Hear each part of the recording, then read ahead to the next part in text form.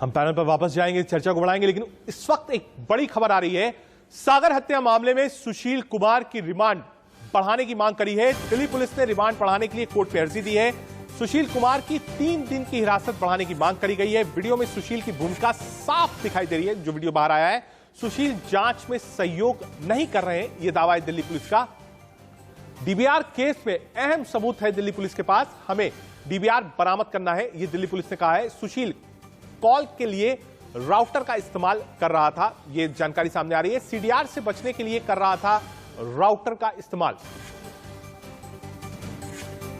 3 दिन की रिमांड और मांगी है दिल्ली पुलिस ने। कुछ सबूत और डीवीआर बरामद करना है। राउटर का इस्तेमाल कर रहा था बातचीत करने के लिए, और डीवीआर बरामद करने के लिए 3 दिन की और रिमांड मांगी है दिल्ली पुलिस ने। और यह भी दावा किया है कि कॉपरेट सुशील नहीं कर रहा है।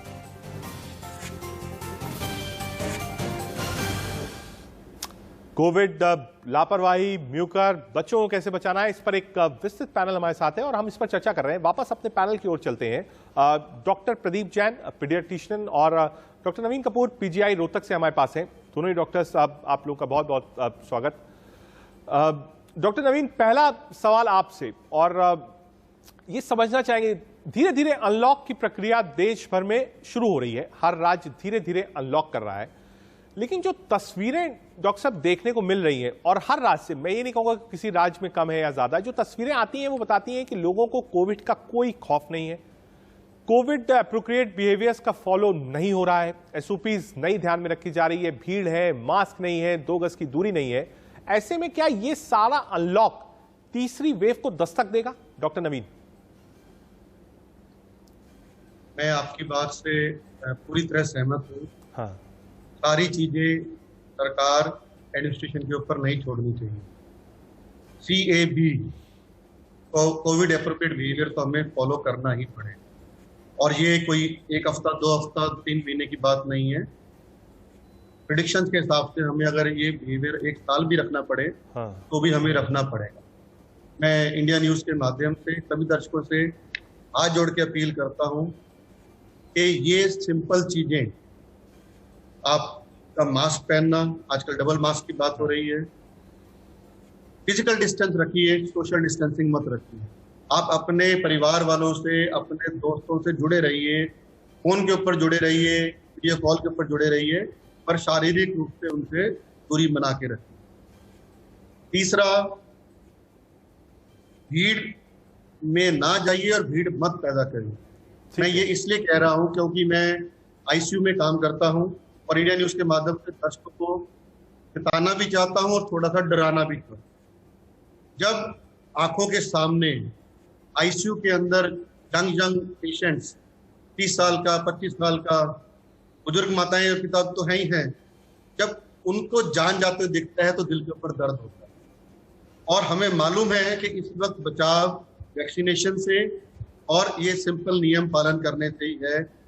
नहीं तो अगर लापरवाही बरती तो जैसे दूसरी वेव हमारे साथ अप्रैल और मई ने जो कहर बरपाया था, पब्लिक के ऊपर भी, डॉक्टर्स के ऊपर भी। डॉक्टर्स के ऊपर क्या इफेक्ट है? वायरल लोड सबसे ज्यादा होता है और कई डॉक्टर्स ने भी जान गंवाई है। इस पर हम चर्चा को आगे ले चलेंगे। फिलहाल आप डॉक्टर नवीन, डॉक्टर प्रदीप, आप हमारे साथ रहिए। एक छोटा सा ब्रेक लेना है। ब्रेक के बाद ये भी आपसे चर्चा करेंगे कि बहुत सारे डॉक्टर्स ने भी जान गंवाई है सेवा करते करते। आखिर ऐसा क्यों है? एक छोटा सा ब्रेक, आप देखते रहिए India news. Powered by MediBuddy, your health buddy.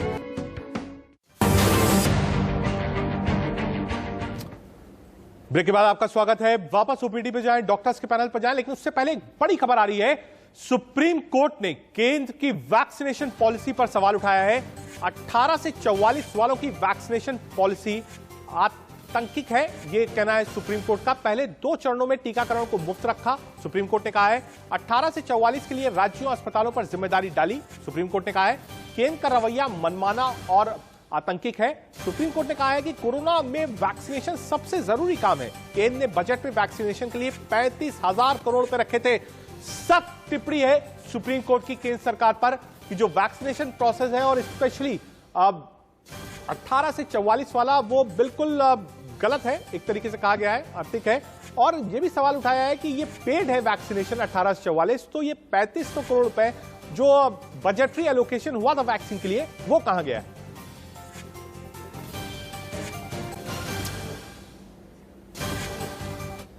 एक तरफ देश में कोरोना के मामले कम होने लगे हैं तो वहीं दूसरी तरफ वैक्सीनेशन तेज कर दिया गया है। कानपुर में वैक्सीनेशन को लेकर लंबी लाइन देखी गई। लोग कोरोना से बचने के लिए वैक्सीनेशन करवाने के लिए निकल रहे हैं।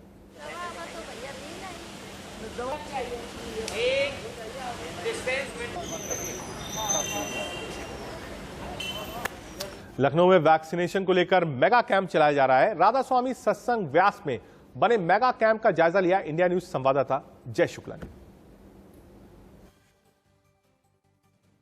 में अब मेगा कैंप की शुरुआत हो चुकी है और शहरों में इसकी शुरुआत होने के बाद आपको बता दें कि ग्रामीण क्षेत्रों में भी इस मेगा कैंप की युद्ध स्तर पर तैयारियां चल रही हैं। आपको दिखाना चाहेंगे, इस वक्त हम राजधानी लखनऊ के जो मोहनलालगंज में राधा स्वामी सत्संग व्यास बना हुआ है वहां पर हैं और हमारे पीछे देख सकते हैं कि यहाँ पर वैक्सीनेशन के मेगा कैंप के लिए लगातार तैयारियां चल रही हैं। पीछे मास्क रखा हुआ है, सैनिटाइजर रखा हुआ है। यहाँ तक जो लोग आएंगे उनके लिए यहाँ पर देख रहे हैं पानी की और चाय की भी व्यवस्था की गई है। साथ ही साथ हम और दिखाना चाहेंगे, यहाँ पर लगभग एक बार में 1500 लोगों को बिठाने की भी व्यवस्था की गई है। मेरे साथ में बात करने के लिए जो CSC अधीक्षिका हैं डॉक्टर ज्योति कामले, उनसे पूछते हैं कि इस मेगा कैंप को लेकर के किस तरह की तैयारियां चल रही हैं। मैडम, किस तरह की पूरी तैयारियां चल रही हैं मेगा कैंप को लेकर के? मेगा कैंप राधा सत्संग स्वामी जो है मोहनलालगंज, यहाँ पे हम लोगों ने मेगा कैंप के लिए ऊपर से ऑर्डर हुआ है कि DM लेवल से कि यहाँ पे हम लोग कैंप करेंगे और तैयारी बहुत अच्छी है। और यहाँ के जो संचालक अरोड़ा जी उन्होंने पूरी तैयारी अच्छे से कर दी है। बस एक बार में कितने लोगों का यहाँ पर वैक्सीनेशन हो पाएगा एक दिन में? एक बार में लगभग 3000 कैंडिडेट्स का हो सकता है। उस हिसाब से 10 काउंटर्स बने हुए हैं अच्छे से, चेयर अरेंजमेंट भी अच्छी है। 3000 हो जाएगा।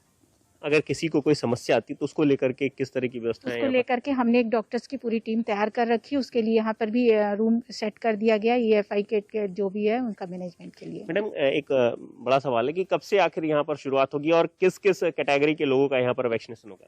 वैक्सीनेशन हर कैटेगरी का होगा, मतलब 18 to 44 प्लस 44 एबव 44 जो भी वॉकिंग से हो सकता है या स्लॉट वाइज है, जिस तरीके से है यहाँ पर। लोगों का एक बहुत वो है सवाल है कि यहाँ पर अगर मेगा कैंप में आएंगे तो क्या यहीं पर रजिस्ट्रेशन होगा या उनको स्लॉट बुक करा के आना पड़ेगा, कैसे? नहीं, आई थिंक रजिस्ट्रेशन से मतलब वॉकिंग अगर है तो रजिस्ट्रेशन यहीं होगा, ऑन स्पॉट रजिस्ट्रेशन होगा। यहाँ पे वैक्सीनेशन भी होगा, प्लस उन्हें कोई दिक्कत होती है तो उसको देखने के लिए डॉक्टर टीम रहेगी और रिफ्रेशमेंट की भी व्यवस्था है यहाँ पर। तो बिल्कुल यहाँ आपने ग्राउंड रिपोर्ट आपने देखी जय की लखनऊ से। आप बिहार का रुख कर लेते हैं। बिहार से लेकर MP में वैक्सीनेशन प्रक्रिया को तेज कर दिया गया है। बिहार के हेल्थ मिनिस्टर मंगल पांडे ने कहा है कि सरकार वैक्सीनेशन को गंभीरता से ले रही है। टीकाकरण का कार्य बहुत तेज गति से चल रहा है और जितना टीका हमको उपलब्ध होता है वो टीका पूरी तरीके से हम लोगों को उपलब्ध कराते हैं, टीकाकृत करते हैं और 45 साल और उससे अधिक के लोगों का टीकाकरण बेहतर तरीके से हो। इसके लिए हमने टीका एक्सप्रेस गाड़ी चलवाया ताकि गांव सुदूर क्षेत्र में रहने वाले लोगों तक भी टीका पहुंच जाए और टीका लोग लें। खास करके जिसको दूसरा डोज लेना है वो जरूर लें। तो हम लगातार प्रयास कर रहे हैं और हमारी जो स्वास्थ्य विभाग की टीम है इस काम में निरंतर लगी हुई है। 18 से 45 आयु वर्ग के लोगों को जो टीका देना था वो टीका भी देने का काम बिहार में बहुत तेजी से हुआ है। ये हमारे इंदौर की नहीं, मध्य प्रदेश की नहीं, राष्ट्र की नहीं, पूरे विश्व की महामारी है और इसकी जो एक कवच है ब्रह्मास्त्र वो वैक्सीन है। आज मध्य प्रदेश के सम्मानीय मुख्यमंत्री का भी अनुरोध है कि हर व्यक्ति, समाज का हर तबका, हर भाई और बहन वैक्सीन लगाए, अपनी रक्षा करे, अपने परिवार की रक्षा करे, अपने इंदौर की रक्षा करे। मैं मध्य प्रदेश और बिहार के स्वास्थ्य मंत्रियों को आपने सुना जिनकी जिम्मेदारी है वैक्सीनेशन की। वापस चलते हैं एक बार अपने पैनल की ओर। Doctor Pradeep Jain, paediatrician Rishabh Mittal join कर रहे हैं हमको एस्कॉट हॉस्पिटल से और डॉक्टर नवीन कपूर है PGI रोहतक से। और पहला सवाल डॉक्टर ऋषभ मित्तल, आप आए हैं, बहुत स्वागत आपका। सर, जो ब्रेक से जाने से पहले जो क्वेश्चन था और इस वक्त हम जानना चाहते हैं, बहुत डॉक्टर्स की भी मौत हो रही है। एक बहुत बड़ा सवाल ये है कि डॉक्टर्स जो है 500 से ऊपर डॉक्टर्स जो है वो दिल्ली में आप कहिए कोविड का शिकार हुए हैं। तो लोगों के मन में ये एक आप थॉट आता है कि डॉक्टर्स वो है जिनको वैक्सीनेशन पहले लगी, डबल वैक्सीनेटेड हो चुके थे, उसके बाद भी इतना नंबर्स हाई क्यों है डेथ का? एक ऑब्वियस कारण ये है कि वायरल लोड हॉस्पिटल्स में ज्यादा रहता है। डॉक्टर्स के लिए क्या कहेंगे आप? देखिए, ऐसा है कि डॉक्टर्स इन्फेक्ट हुए हैं बहुत सारे वैक्सीनेशन के बाद भी। बहुत सारे डॉक्टर्स अनफॉर्चुनेटली हमें छोड़ के चले भी गए हैं। लेकिन एक रिसेंटली एक डाटा सामने आया था जो IMA ने दिया था, उसमें ये बताया था कि ज़्यादातर डॉक्टर्स जिनको जो अनफॉर्चुनेटली इस बीमारी के शिकार हुए हैं वो वैक्सीनेटेड नहीं थे, और अगर थे भी तो उनको सिंगल वैक्सीन की डोज लगी थी। जबकि जो वैक्सीन का इफेक्ट है वो दोनों डोज लगने के 2 हफ्ते के बाद आता है। तो सिंगल डोज वैक्सीन के बाद भी एंटीबॉडीज बनती हैं, लेकिन वो इतनी ज़्यादा नहीं होती हैं, इतना इम्यूनिटी स्ट्रांग नहीं होता है कि आप कि वो उनको मतलब कि वो बिल्कुल बच सके। तो ज़्यादातर डॉक्टर्स जिनको जो अनफॉर्चुनेटली हमें छोड़ के गए हैं वो अनवैक्सीनेटेड थे। कुछ प्रतिशत डॉक्टर्स में वैक्सीन लगने के, दोनों वैक्सीन लगने के बाद भी ऐसा हुआ है, लेकिन वो परसेंटेज बहुत ही कम है। अगर आप देखें कि कम्युनिटी में जितने डॉक्टर्स इन्फेक्ट हुए थे और वो जो कम्युनिटी में जितने लोग इन्फेक्ट हुए थे और उनमें से कितने लोगों की डेथ हुई है, तो उस कंपैरेटिवली जो वैक्सीनेटेड लोग हैं उनमें सीवियर डिजीज होने के चांसेस बहुत कम हैं। ठीक है डॉक्टर साहब, 1 मिनट के लिए आपको इंटरप्ट करूंगा। एक कॉलर सुशील जी हमारे साथ हैं। मैम, आप सवाल पूछ सकती हैं अपना। हेलो जी मैम, आप सवाल पूछिए। सर, मेरे भाई को ना कोविड हुआ था, तो ये पूछना था कि वैक्सीन कब लगवा सकते हैं? ठीक है, बहुत ऑब्वियस है। डॉक्टर नवीन, अगर आप जवाब देना चाहिए। डॉक्टर नवीन, आप रिसेंट गाइडलाइंस के हिसाब से कोविड नेगेटिव आने के 3 महीने के बाद आपको वैक्सीन लगवानी। ठीक है। और मैं आपके माध्यम से ये कहना चाहूंगा कि वैक्सीन बहुत सेफ है। अपने मन से सारी भ्रांतियां निकाल दीजिए। हाँ, दूसरी डोज लगने के 2 हफ्तों के बाद तक आपको पूरा एहतियात बरतना है। ये मत सोचिए कि मैंने पहली डोज वैक्सीन की लगवा दी है और मुझे 100% इम्यूनिटी मिल गई है। आपको ये बात ध्यान रखनी है, दूसरी डोज के 2 हफ्तों के बाद तक आपको पूरी प्रिकॉशन रखनी। ठीक है। मैं इसे बस एक चीज जोड़ना चाहता हूँ। बिल्कुल, एक चीज जोड़ना चाहता हूँ। ठीक है। ये एक प्रूवन स्टडी आ चुकी है US में CDC द्वारा कि 37 मिलियन डोजेस में से लगने के बाद वैक्सीन 37 मिलियन लोगों को वैक्सीन होने के बाद सिर्फ 1700 लोगों को बीमारी हुई। ठीक है, और मैं 1 मिनट आपको, एक कॉलर और है डॉक्टर प्रदीप, 1 सेकंड सिर्फ रुकूंगा, आपकी बात आऊंगा। और इंटरेस्टिंग पॉइंट आप बता रहे हैं, मुझे लगता है लोगों को भी सुनना चाहिए। जयकिशन जी हमारे साथ जुड़े हैं भोपाल से। जयकिशन जी, आप सवाल पूछिए अपना। हेलो जी, आप सवाल पूछिए अपना। जी सर मेरे 2 सवाल थे सर। कि सर मुझे एक एलर्जी प्रॉब्लम है कि मेरी सर सांस फूल जाती है कभी कभी सर, तो सर क्या मुझे वैक्सीनेशन कराना चाहिए? डॉक्टर जैन, अगर आप जवाब देते। ये बहुत इंपॉर्टेंट है। कोई भी बीमारी वैक्सीन के लिए कॉन्ट्रा इंडिकेशन नहीं है। निश्चित तौर पर अगर आपको एलर्जी है तो आपको थोड़ा सावधान रहना चाहिए। जहां भी जिस सेंटर पर आप वैक्सीनेट करवा रहे हैं वहां वैक्सीनेटर्स को बता दीजिए अपनी समस्या के बारे में। इस बार सरकार ने वैक्सीनेशन में इतनी बहुत बेहतरीन व्यवस्था की है। जो वैक्सीनेशन सेंटर है वहां किसी भी इमरजेंसी को हैंडल करने के लिए सारी सुविधाएं उपलब्ध है, सारी, and they are world class. मुझे विश्वास नहीं हो रहा हमारे देश में ये सब हुआ है और इतना जल्दी। कमाल है बेसिकली। इसलिए सारी सरकारें, सारी केंद्र सरकारें, सारी राज्य सरकारें and all the administrative people including doctors, they should be saluted. Wonderful arrangements है, आप बिल्कुल जाइए वैक्सीनेशन के लिए। ठीक है, ठीक है। डॉक्टर प्रदीप, आपने बताया। डॉक्टर ऋषभ, जो केसेस हैं, जो आपके आने से पहले हम इस बात को डिस्कस कर रहे थे कि कोविड केसेस कम हुए हैं, इन्फेक्शन रेट कम हुआ है, लेकिन डेथ रेट बहुत ज्यादा कम नहीं हुआ है। अभी भी कैजुअलिटीज ठीक ठाक हो रही है और माना ही जा रहा है पोस्ट कोविड कॉम्प्लिकेशंस जो है वो बहुत ज्यादा बढ़ गई हैं आज भी। और सबसे ज्यादा कार्डियक अरेस्ट देखने को मिल रहा है। आदमी ठीक ठाक है, घर गया, RT-PCR निगेटिव है, कोई दिक्कत नहीं है, all of a sudden cardiac arrest होता है और पेशेंट कोलैप्स कर जाता है। डॉक्टर ऋषभ। देखिए इसके भी दो कारण हैं। जो आप पहला सवाल आपने पूछा कि डेथ्स अभी भी ज्यादा हैं, तो ये जनरली देखा है फर्स्ट वेव में भी और अभी भी कि डेथ रेट और इन्फेक्शन रेट जब कम होने के एटलीस्ट 2 हफ्ते तक डेथ रेट ज्यादा रहता है। बिकॉज इन्फेक्शन जब होता है उसके बाद एक ही दिन में इंसान को सीवियर डिजीज नहीं होता है, उनको धीरे धीरे करके सिम्टम्स डेवलप होते हैं, हॉस्पिटलाइजेशन होती है। तो with in next 15 to 20 days death rate के भी काफी कम होने की आशंका है, और ऐसा ही होना भी चाहिए। अगर आप दिल्ली के स्टैटिस्टिक्स देखिए तो कुछ दिन पहले तक 300-200 डेथ्स पर दिन हो रही थी, अभी वो कम होके 60-70 पे आ गया है। विद टाइम और कम हो जाएगा, तो वो डेथ रेट में और इन्फेक्शन रेट में 15 दिन का गैप रहता है। दूसरा सवाल जो आपने पूछा कि एकदम से पेशेंट कोलैप्स कर रहे हैं, बहुत सारे ऐसे पेशेंट्स हैं जो घर जाने के बाद सोचते हैं कि हम बिल्कुल ठीक हो गए हैं, अब हमें कुछ नहीं करना है। ऐसा नहीं होता है। उसके बाद अगर आपको डिस्चार्ज भी कर दिया गया है, कोविड नेगेटिव आ गया है, कोविड नेगेटिव आने का मतलब ठीक होना नहीं है। आपको अपने हेल्थ का ध्यान रखना है, आपको अपने ऑक्सीजन लेवल का ध्यान रखना है। ठीक है, एकदम से ठीक है डॉक्टर ऋषभ, ठीक है।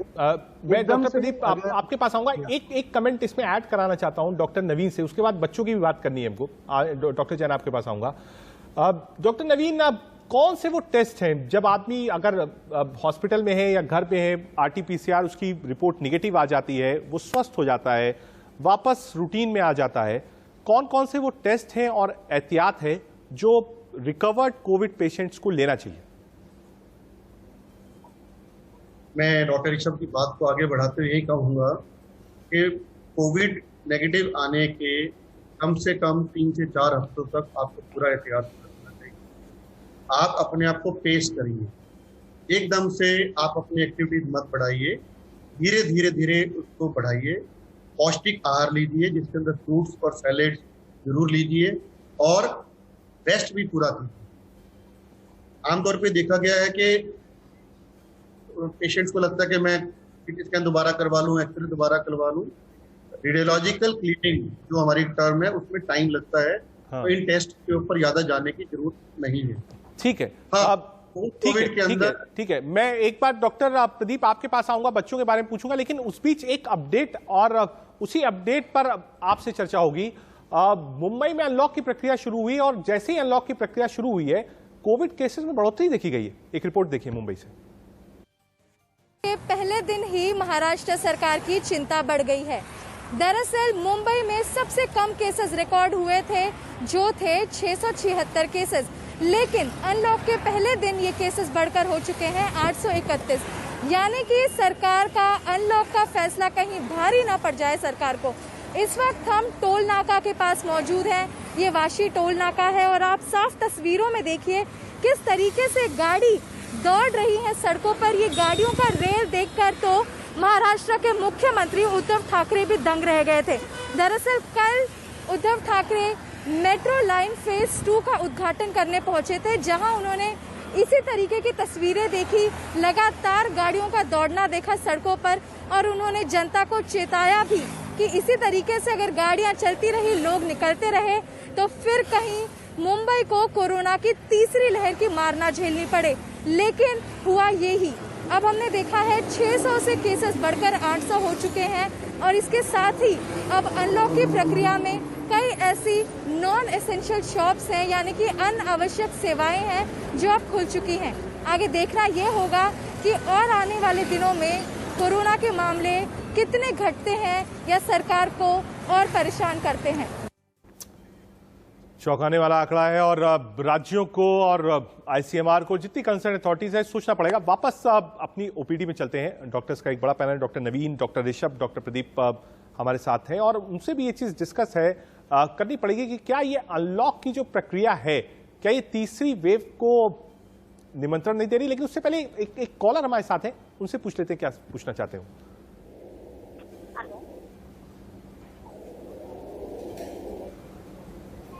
रजनी, आप सवाल पूछ सकती हैं अपना। हाँ जी सर, मैं दिल्ली से बोल रही हूँ, जनकपुरी से। मेरे हस्बैंड ने कोवैक्सीन लिया था, तो उनका सेकंड डोज लेने का टाइम हो गया है। 4 तारीख को उन्होंने डोज ली थी। उनकी तबीयत बहुत ज्यादा फर्स्ट डोज लेने के बाद खराब रही। 1 हफ्ता तक कम से कम उनको फीवर रहा।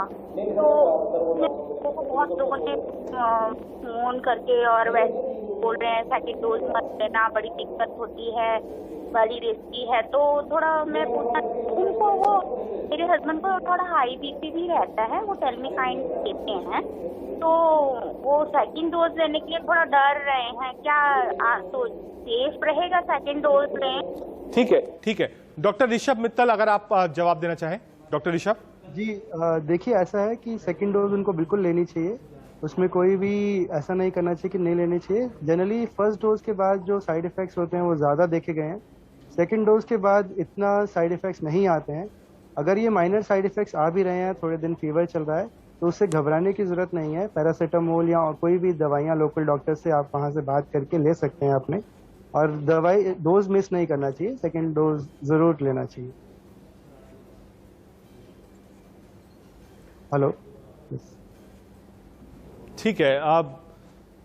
डॉक्टर जैन, रिपोर्ट आपने देखी मुंबई की, अनलॉक किया, केसेस तुरंत राइज हुए। ऐसा नहीं है कि मतलब भगवान न करे ऐसा हो, लेकिन जो मेरी जानकारी है ऐसा नहीं होता कि सिर्फ एक वेव में एक ही पीक हो। There can be several peaks in a wave.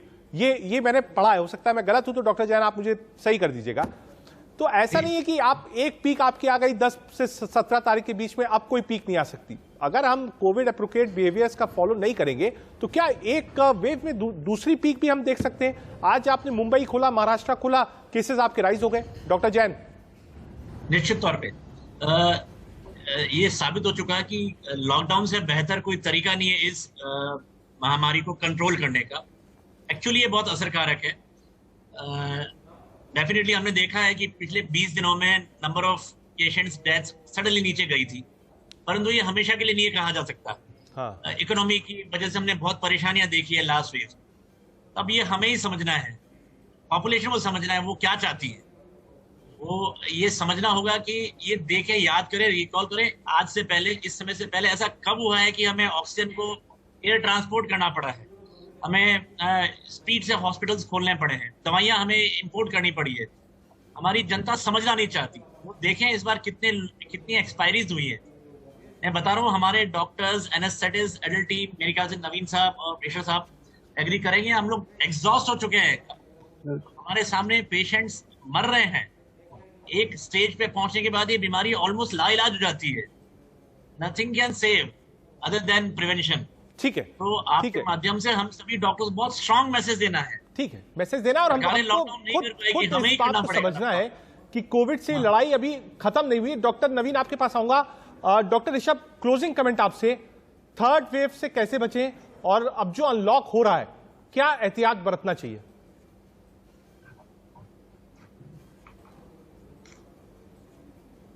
Hello sir, Naveen sir आप जवाब देंगे?